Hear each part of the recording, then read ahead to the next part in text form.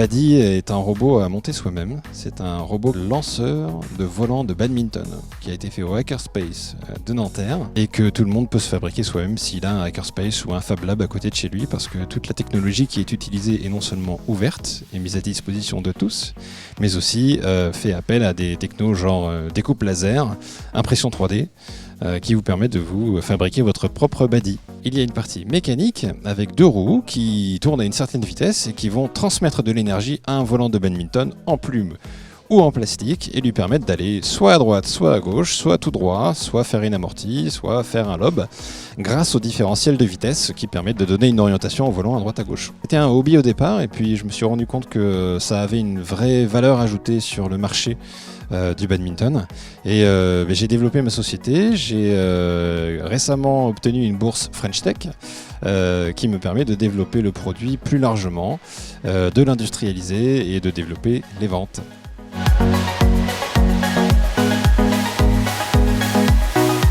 Mon projet, c'est un four à induction qui permet de faire des pièces mécaniques en prototypage rapide, qui ont des très bonnes caractéristiques mécaniques et qui sont difficiles à fondre, donc qui permet d'atteindre des températures d'environ 1600-1700 degrés. Dans les métaux qu'on compte fondre, il va y avoir essentiellement de l'acier, mais également du cuivre, du laiton, du bronze.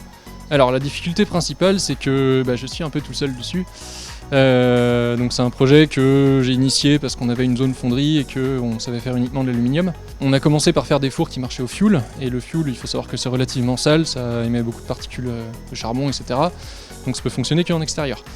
Et deuxièmement, ça pollue et on voulait arrêter un petit peu ça.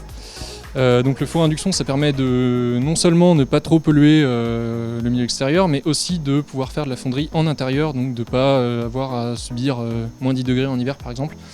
La difficulté technique d'un four à induction, c'est réellement les quantités de courant qui vont être en circulation dans la bobine, qui peuvent être de l'ordre de plusieurs milliers d'ampères.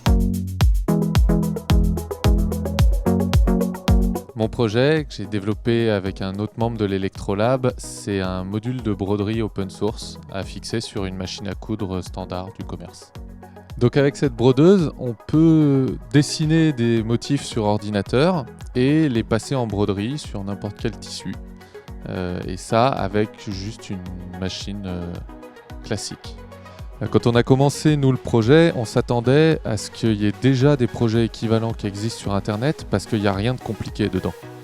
Et on n'a rien trouvé. On a trouvé 5 projets existants, aucun documenté, et il n'y a juste rien sur internet.